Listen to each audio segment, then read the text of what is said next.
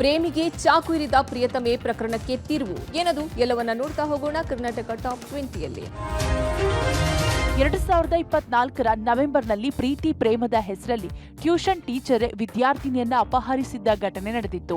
ಈ ಸಂಬಂಧ ಕನಕಪುರ ಮೂಲದ ವಿದ್ಯಾರ್ಥಿನಿ ತಂದೆಯಿಂದ ಜೆಪಿ ನಗರ ಠಾಣೆಯಲ್ಲಿ ಕಿಡ್ನಾಪ್ ಪ್ರಕರಣ ದಾಖಲಾಗಿತ್ತು. ಕನಕಪುರ ಮೂಲದ ಟ್ಯೂಷನ್ ಟೀಚರ್ ಅಭಿಷೇಕ್ ವಿದ್ಯಾರ್ಥಿನಿಯನ್ನ ಕಿಡ್ನಾಪ್ ಮಾಡಿದ್ದಾಗಿ ದೂರು ದಾಖಲಾಗಿತ್ತು. ಆದ್ರೀಗ 40 ದಿನಗಳು ಕಳೆದ್ರೂ ಆರೋಪಿ ಪತ್ತೆಯಾಗದ ಹಿನ್ನೆಲೆ ಪೊಲೀಸರು ಲುಕೌಟ್ ನೋಟಿಸ್ ಹೊರಡಿಸಿದ್ದಾರೆ. ಕಳೆದ ನವೆಂಬರ್ 23ರಂದು ಟ್ಯೂಷನ್ಗೆ ಹೋಗಿದ್ದ ವಿದ್ಯಾರ್ಥಿನಿ ರಾತ್ರಿಯಾದ್ರೂ ಮನೆಗೆ ಬಂದಿರಲಿಲ್ಲ. ಟ್ಯೂಷನ್ ಸೆಂಟರ್ನಿಂದ ಶಿಕ್ಷಕನೇ ಕರೆದೊಯ್ದಿರೋದು ಪತ್ತೆಯಾಗಿತ್ತು. ವಿದ್ಯಾರ್ಥಿನಿಯನ್ನ ಕರೆದೊಯ್ಯುವ ವೇಳೆ ಆರೋಪಿ ಶಿಕ್ಷಕ ಮೊಬೈಲ್ ಸಹ ಬಿಟ್ಟು ಹೋಗಿದ್ದಾನೆ. ಫೋನ್ ಬಳಸ್ತಿಲ್ಲ. PhonePe, Google Pay, ATM ಸೇರಿ ಯಾವುದೇ ಆನ್ಲೈನ್ ಪೇಮೆಂಟ್ ಮಾಡಿಲ್ಲ. ಹೀಗಾಗಿ ಬೆಂಗಳೂರು, ರಾಮನಗರ, ಕನಕಪುರ ಸೇರಿ ಹಲವೆಡೆ ಆರೋಪಿಗಾಗಿ ಪೊಲೀಸರು ತಲಾಶ್ ನಡೆಸಿದ್ರು ಸುಳಿವಿಲ್ಲ. ಹೀಗಾಗಿ ಆರೋಪಿ ಹುಡುಕಿ ಕೊಟ್ಟವರಿಗೆ ಬಹುಮಾನ ನೀಡೋದಾಗಿ ನೋಟಿಸ್ ಹೊರಡಿಸಿದ್ದಾರೆ. ಹಾಸನದಲ್ಲಿ ಪ್ರಿಯಕರ ಮನುಕುಮಾರ್ನಿಗೆ ಪ್ರೇಯಸಿಯಿಂದ ಚಾಕು ಇರಿತ ಕೇಸ್ಗೆ ಟ್ವಿಸ್ಟ್ ಸಿಕ್ಕಿದೆ. ಆರೋಪಿ ಭವಾನಿ ಪೊಲೀಸರಿಗೆ ಮಾಡಿರುವ ಮೆಸೇಜ್ನಲ್ಲಿ ಮನುಕುಮಾರ್ಗೂ ನನಗೂ ಮದುವೆ ಆಗಿದೆ ಅಂತ ತಿಳಿಸಿದ್ದಾಳೆ. ಇದಕ್ಕೆ ಪುರಾವೆಯಾಗಿ ಸಬ್ ರಿಜಿಸ್ಟರ್ ಕಚೇರಿಯಲ್ಲಿ ಇಬ್ಬರೂ ನೋಂದಣಿ ಮಾಡಿಸಿಕೊಂಡಿರುವ ಸರ್ಟಿಫಿಕೇಟ್ ಕೂಡ ವಾಟ್ಸ್ಆಪ್ ಮಾಡಿದ್ದಾಳೆ. ಅದರಲ್ಲಿ 2023 ನವೆಂಬರ್ 10ನೇ ತಾರೀಕಿಗೆ ಮದುವೆ ಆಗಿದ್ದಾರೆ ಅಂದಿದ್ದು 2024 ಅಕ್ಟೋಬರ್ 25ನೇ ತಾರೀಕು ನೋಂದಣಿ ಮಾಡಿಸಿರುವ ದಿನಾಂಕ ನಮೂದಾಗಿದೆ. ಇದಲ್ಲದೆ ಆತ ನನ್ನೊಂದಿಗೆ ಮದುವೆಯಾಗಿ ತುಂಬಾ ಜನರ ಜೊತೆಗೆ ಅಫೇರ್ ಇಟ್ಕೊಂಡಿದ್ದ. ಹೊಸ ವರ್ಷದ ಪಾರ್ಟಿಗೂ ಹುಡುಗಿ ಕರ್ಕೊಂಡು ಹೋಗಿದ್ದ. ಅದು ಗೊತ್ತಾಗಿ ನಾನು ಹೋಗಿ ಜಗಳ ಮಾಡಿದ್ದು ಅಂತ ಮೆಸೇಜ್ನಲ್ಲಿ ತಿಳಿಸಿದ್ದಾಳೆ. ಈ ವಿಚಾರದಲ್ಲಿ ಅವರ ಮನೆಯಲ್ಲಿ ಎಲ್ಲರೂ ಸುಳ್ಳು ಹೇಳ್ತಾ ಇದ್ದಾರೆ, ನನಗೆ ನ್ಯಾಯ ಕೊಡಿಸಿ ಅಂತ ಮನವಿ ಮಾಡಿದ್ದಾಳೆ.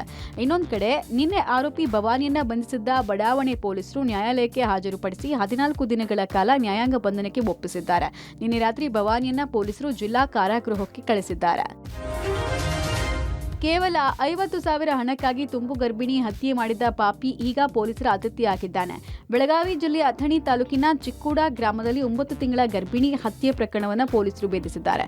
ಕೊಲೆ ನಡೆದು 13 ದಿನದ ಬಳಿಕ ಹಂತಕನನ್ನ ಅಥಣಿ ಪೊಲೀಸರು ಬಂಧಿಸಿದ್ದಾರೆ. ಡಿಸೆಂಬರ್ 20ನೇ ತಾರೀಕು ಅಥಣಿ ತಾಲೂಕಿನ ಚಿಕ್ಕೂಡ ಗ್ರಾಮದಲ್ಲಿ 9 ತಿಂಗಳ ಗರ್ಭಿಣಿ 33 ವರ್ಷದ ಸುವರ್ಣ ಮಾಂತಯ್ಯ ಮಠಪತಿಯ ಹತ್ಯೆ ನಡೆದಿತ್ತು. ಸುವರ್ಣಾಳ ಅಕ್ಕನ ಗಂಡ ಅಪ್ಪಯ್ಯ ರಾಚಯ್ಯ ಮಠಪತಿಯೇ ಕೊಲೆ ಆರೋಪಿ.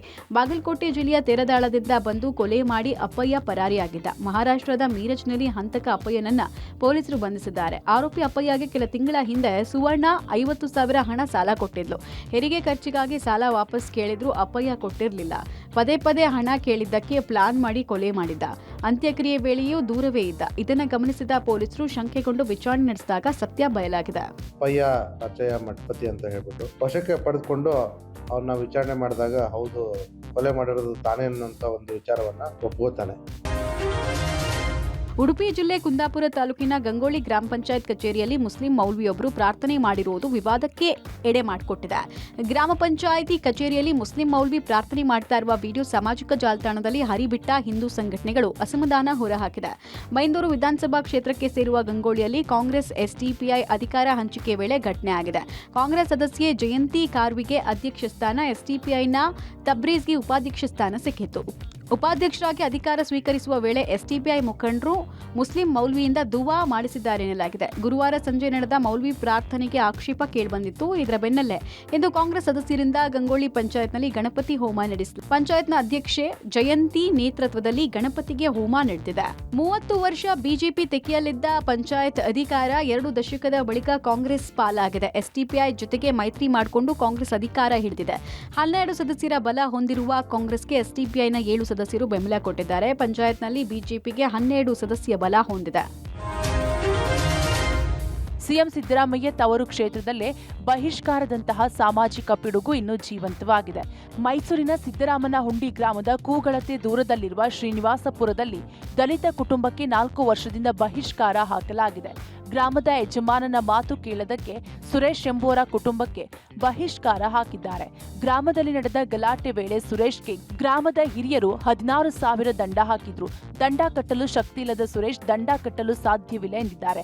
ಇಷ್ಟಕ್ಕೆ ಕುಟುಂಬಕ್ಕೆ ಬಹಿಷ್ಕಾರ ಹಾಕಿದ್ದಾರೆ. ಊರಿನ ದೇವಸ್ಥಾನಕ್ಕೆ ಕುಟುಂಬಕ್ಕೆ ಪ್ರವೇಶವಿಲ್ಲ. ಊರ ದೇವರ ಮೆರವಣಿಗೆ ವೇಳೆ ದೇವರ ಉತ್ಸವ ಇವರ ಮನೆ ಮುಂದೆ ನಿಲ್ಲುವಂತಿಲ್ಲ. ಗ್ರಾಮದಲ್ಲಿ ಯಾರೂ ಈ ಕುಟುಂಬದವರನ್ನ ಮಾತನಾಡಿಸುವಂತಿಲ್ಲ. ಕೂಲಿಗೆ ಕರೆಯುವಂತಿಲ್ಲ.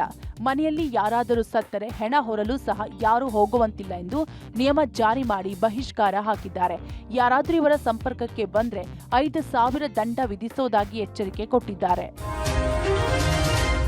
ರಾಜ್ಯ ಸರ್ಕಾರದ ಮಹತ್ವಾಕಾಂಕ್ಷೆಯ ಸರ್ಜಾಪುರ ಐಟಿ ಹಬ್ಗೆ ಆರಂಭದಲ್ಲಿಯೇ ವಿಘ್ನ ಎದುರಾಗಿದೆ. ಐಟಿ ಹಬ್ ನಿರ್ಮಾಣಕ್ಕೆ 1,000 ಎಕರೆ ಅಗತ್ಯವಿದ್ದು ಪ್ರಾಥಮಿಕವಾಗಿ 645 ಎಕರೆಗೆ ಒಪ್ಪಿಗೆ ಸಿಕ್ಕಿದೆ. ಹೀಗಾಗಿ 7 ಹಳ್ಳಿಗಳ ರೈತರಿಗೆ ನೋಟಿಸ್ ನೀಡಲಾಗಿದೆ. ಇದರಿಂದ ರೈತರು ರೊಚ್ಚಿಗೆದ್ದಿದ್ದು ಕೆಐಎಡಿಬಿ ಈಗ ರೈತರಿಗೆ ಡಬಲ್ ಆಫರ್ ಕೊಟ್ಟಿದೆ. ರೈತರಿಗೆ ಜಾಗದ ಬದಲಿಗೆ ಹಣವನ್ನ ಪರ್ಯಾಯವಾಗಿ ನೀಡೋದು ಹಾಗೂ ಭೂ ಸ್ವಾಧೀನ ಮಾಡಿಕೊಂಡ ಪ್ರತಿ ಎಕರೆಗೆ ಪರ್ಯಾಯವಾಗಿ 10,781 ಅಡಿ ವಿಸ್ತೀರ್ಣ ಅಭಿವೃದ್ಧಿ ಹೊಂದಿದ ನಿವೇಶನ ನೀಡೋದಾಗಿ ಆಫರ್ ಕೊಟ್ಟಿದೆ.